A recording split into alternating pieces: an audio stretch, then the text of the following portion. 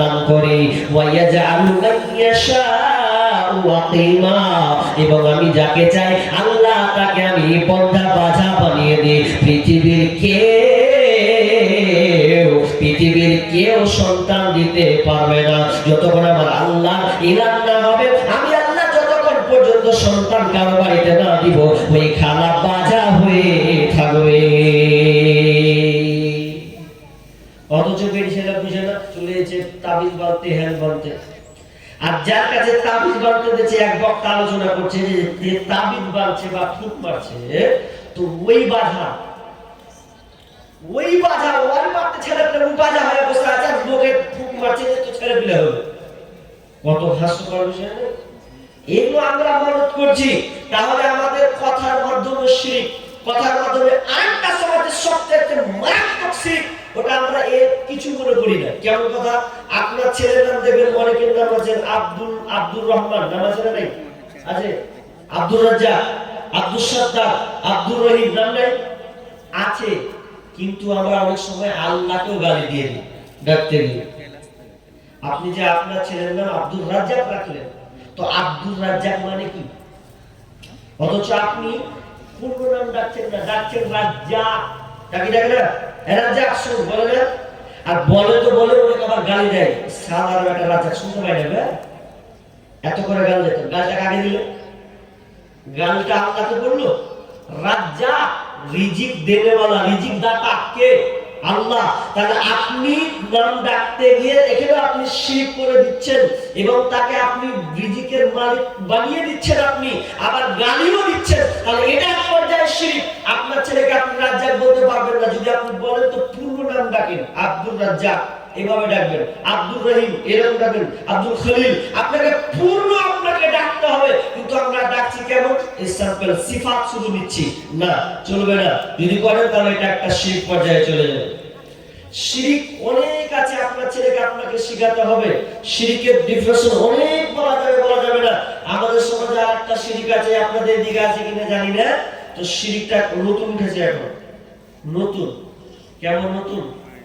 আপনার মেয়ে প্রেগনেন্ট, পেটে বাচ্চা, আপনার বাড়িতে আছে। বড় লোকের বাচ্চাটা বেশি হয়। কেমন হয়? যে আপনার মেয়ে শুয়ে আছে, তো ওয়ার্ড বেডের সামনে একটা ছবি টাঙিয়ে দেয়। ছবিটাকে সুন্দর চেহারা দেখতে, এত সুন্দর চেহারা, একটা বিউটিফুল দেখতে সুন্দর একটা মেয়ে ছবি বা ছেলে ছবি টাঙিয়ে দিয়েছে। তখন মেয়েকে বলছেন এদিকে তুই খালি বারবার তাকাবি। কেন তাকাবো? বলছে এইদিকে যদি বারবার তাকায় তো ছেলে সুন্দর হবে। এটা একটা নতুন করেছে, মানে ওর বেডের সামনে একটা ছবি টাঙিয়ে দেবে তো ভালো ছেলে হবে। এটা শিরক, চলবে না। কত খারাপ সন্তান হতে গেলে দেখবেন ঘরে দাউলি নিয়ে ছুটে থাকে, দাউলি আর পেঁয়াজ আর হ্যান ত্যান লাগিয়ে না নিয়ে ঘরে বসে থাকে। কেন? বলছে এটা নিলে কোনো বদনজর লাগবে না, জিন ভূত আসবে না। তো এই জন্য নেই, এগুলো হচ্ছে শিরকের পর্যায়ে চলে যাবে। শুধু তাই নয়, শিরক এত খাতারনাক, শিরক আমরা অনেক সময় করে ফেলি। আল্লাহ রাসূল মুসনাদে আহমদে একটা হাদিস পেশ করছেন, সামনে একটা মাছির কারণে একটা লোক জান্নাতি, আর সামনে একটা মাছির কারণে একটা লোক জাহান্নামী। মাছির কারণে জাহান্নামী, মাছির কারণে জান্নাতে। বলছে হ্যাঁ। আর সাহাবীরা বলছে বুঝতে পারলাম না, একটু বলেন তো। তো বলছেন একটা গ্রামে একটা মূর্তি আছে, একটা ভাস্কর আছে। ওই মূর্তি ভাস্কর ওই জায়গাতে সবাইকে যেতে হয়, যে যায় সবাই মানত আপনার কিনা দেয়, আপনার কিনা উৎসর্গ করে, ওই দেবতার নামে কিছু উৎসর্গ করে। তখন একটা লোক বলছে ভাই দাও। ও বলছে আমার কাছে কিছু নেই, কি দিব? তোমাদের দেবতাকে আমি কি দেব, কি দিয়ে উৎসর্গ করবো? তো বলছে কিছু যদি না থেকে তো মাছি বেড়ে দাও। বলছে মাছি ব্যাপার না বাবা, বলছে আমি তোমাকে জানা থাকতে পারি না। কিন্তু কতদিন চলবে এই কথা? স্বামীকে তো বিদেশ যেতে হবে, পরিশ্রম করে খেতে কি খাওয়াতে হবে। এটা হচ্ছে পুরুষের বৈশিষ্ট্য। আল্লাহ তাআলা তাকে এই কাজটা তাকে দিয়েছেন।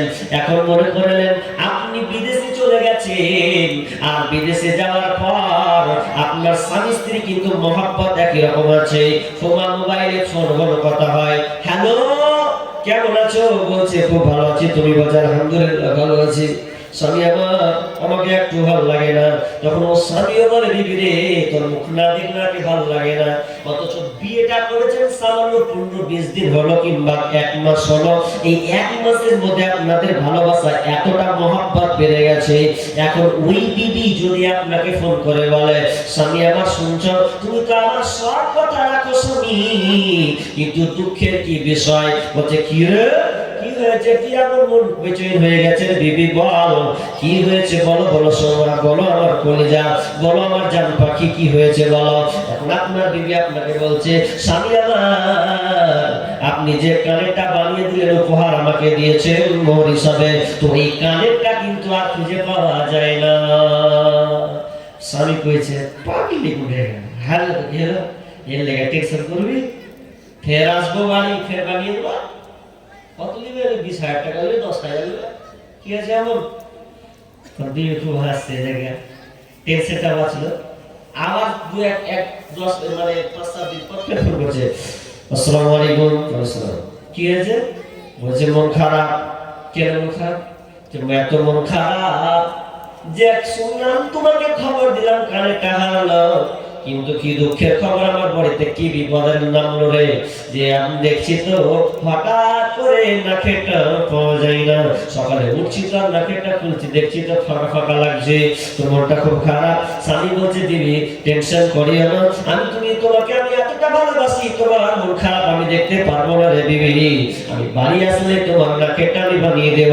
এই করতে করতে আপনার বিবি আপনাকে নাকের হারালো বলেছে, কানে আপনার কি না নাকের হারালো বললো, এর শুধু তাই নয় হাতের বালা পর্যন্ত হারিয়েছে, এই কথা আপনাকে বলেছে, কিন্তু আপনি এক চান্সে মেনে নিয়েছেন আমার প্রাণের বিবি, আমার জান পাখি, আমি তাকে খুব ভালোবাসি, তো জায়গা হারিয়েছে তো হারিয়েছে, আমি তাকে আবার বানিয়ে দেব। এরকম চলছে চলছে। হঠাৎ করে 1 মাস পর এই যে আপনাদের সিজনে জালসা, তো জালসা ফোন করে দিয়েছে, হ্যাঁ কেমন আছো, যে তোমার গ্রামে জালসা, হ্যাঁ শুনলু রে, কিন্তু তো 1 মাস পর জালসা, এই হলো তোমার বন্ধু এসেছিল যে, কে রে? জয়দুর। ঠিকই, তো কি কি আপ্যায়ন হয়েছে? স্বামী লজ্জা লাগছে, এত লজ্জা লাগছে আর বলতে ভালো লাগে না, মনে হয় কিছু একটা ঘটে যাবে। খেপি পাগলে কে বলবি না বল, বল না, তুই আমাকে বলবি না তা কাকে বলবি? বলছে আপনার জয়দুর বন্ধুটা আমার বাড়ি এসেছে, খাওয়া দাওয়া করেছে, সব কিছু করেছে, কিন্তু একটা জায়গায় ভুল হয়েছে। বলছে কি ভুল? বলছে তোমার ওই বন্ধু জয়দুর যেদিন বাড়ি এলো সেদিন আমি থাকতে বললাম তো ও থেকে গেল, তো থাকলো তো তোমার যে ছাপর খাটখানটা আছে যে আমরা একসাথে স্বামী স্ত্রী ঘুমাই, তো ওইখানে তোমার বন্ধু আমার সঙ্গে এক রাত কাটিয়েছে। কেমন লাগবে? আগে তো বললেন নাকের হারালো, কানের হারালো, আচ্ছা এখন যদি বলে জায়গা হয়েছে তো হয়েছে, এটা হবে? এটা মিটার 100 উপরে উঠে যাবে, কি করলি তুই? তখন বলবে